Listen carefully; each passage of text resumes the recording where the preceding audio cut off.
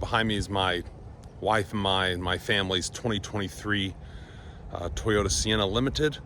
I wanted to do some content on this van because when I was researching it to buy it, a lot of questions I had just weren't really answered. And there's some kind of goofy things between this and my 2012, which we sold. I guess it's the third versus the fourth gen, that are just different, that I love to point out to you, and also some kind of workarounds and hacks I guess we found with our family and how will we fit in it. So I thought in this video I'll show what we love about the car, what we preferred about our old one, how it works with a family of 5. It's my wife, myself, a 7-year-old, almost 5, and a 4-month-old, how we have it configured.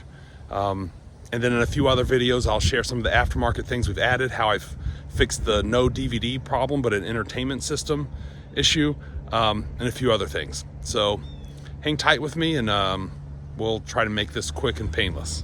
All right, so first off, when we bought this car, it's a 2023. Our other van had 182,000 miles on it. There's absolutely nothing wrong with our old one. It was literally a white with the same gray interior, 2012. But this 2023, we thought, you know what? We've never bought a brand new car. There's no such thing as a clean used minivan. Let's quickly kind of go and see what we can do to order one, get exactly what we want, right?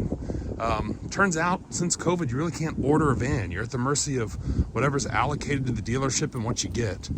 Just so happened, we found the exact van my wife wanted. The dealership got it on trade kind of unexpectedly. It was on their lot for 24 hours. We were the first people there to see it and literally bought it 3 seconds with a signature before someone else could, and someone was on their way the next day to look at it. So a few things that we love about the van. Number one, the styling. I mean, it is very nice for a minivan. It doesn't look much better than this. Also, we really enjoy all the different technical features within this car. So coming from the 2012, this is light years ahead of what the 2012 was, the 2023. The charger, nice to have. We're not wireless charger people, so we don't really use it that much. The CarPlay has been really nice. The Bluetooth works great. We just prefer not to use it because it tends to be a little frustrating to come on and off. A few gripes about this: the passenger seat is stuck at that height. You can't make it any lower. So my wife finds herself wanting to make herself lower in the seat, but you can't because the limitations of the air-conditioned, ventilated, and seats underneath keep you from being able to drop down too low. Me at 6'2", I'm fine in the car, head lengthwise, so it doesn't bother me too much, but that is one kind of bother for her on that side. Another thing we love about this car over our 2012 is, holy cow, the amount of plugs and space in here for our kids is crazy. So, you know, plugs in here, down there's your HDMI, there's a 120 outlet here, and the amount of just places for them to plug in their cords is awesome. In general, over the 2012, where it has better review, is this feels a lot more narrow when you're inside of it. A little more compact, a little more cramped than you would expect. I wouldn't say it's like a deal breaker, but also just the opening on the doors, the way the roof kind of slants here, you find yourself finding that it's not as easy to get the car seat in and out of it as you'd expect. Also, the door opening doesn't seem to be as wide, so putting the baby in the other side backwards is kind of awkward until he's old enough to be forward facing. Beyond that, another kind of interesting thing with our daughter in the third row, in our 2012, we loved having her set up right in the middle, so she had this whole aisle for legroom. This isn't really set up that way. I have to kind of put her to one side rather than being able to put her right in the middle, just the way the seat anchors are hooked up. And also with her current setup, we have her hooked into the safety belt, and there's really not a really good safety belt option for a car seat in the middle. So those are kind of those complaints. Also, interesting thing is the kick to close is a great feature that we never use. I don't know if we just can't get in the habit of it after 3,000 miles or what.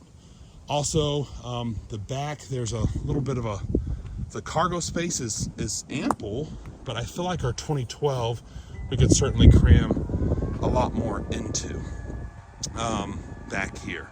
So what I love about this, the seats still recline for the third row for my daughter on road trips.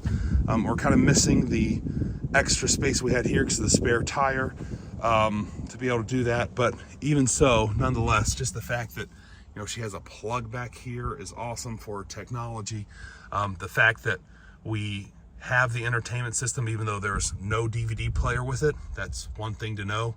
You get the screen, but you still have to bring your own device or cast to it or use the car's intranet, which we don't care to pay for. So we have some workarounds there we'll talk about in another video. One thing we love, 36 miles to the gallon, which is crazy compared to the anywhere between 16 and 21, 22. So 36 in town, 36 on the interstate. We've seen more like 35 in town and 34 on the interstate, but nonetheless, man, that really helps out a lot. We'll talk a little bit about our aftermarket things, but other than that, oh, and Stanley Cup approved. Like, your Stanley Cup fits really well in these two cup holders. These ones back here, a little less, but they hold water bottles really well. The whole center console took some getting used to. We're used to like not having a console and putting our trash down here, but we still have room for a trash bucket. And this is an aftermarket tray that holds my DVD player we'll talk about in another video. And then also this console's really nice and deep. Problem is, if you store anything on top of here, when you open it, it goes down into this crevice and hole and things get stuck. I'll have another video on how to get tissues and things out of there here in a bit you could look into. Overall, we're super happy with it. Super glad with the purchase. The only brand new car we've ever bought, knowing that this will be our family mobile for the next 10 to 12 years. Again, the big concern with it is a little more narrow, and also the seating arrangements are a little different in the third row with our kid. But the gas mileage, and if you're going to get anything hybrid, Toyota's been doing a hybrid in the Prius for years.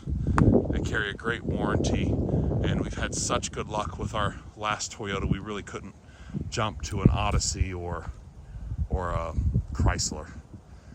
All right, check out the next videos for details around aftermarket accessories, creative DVD fixes for the entertainment center that has no DVD, and a few other things as they kind of come up with this car.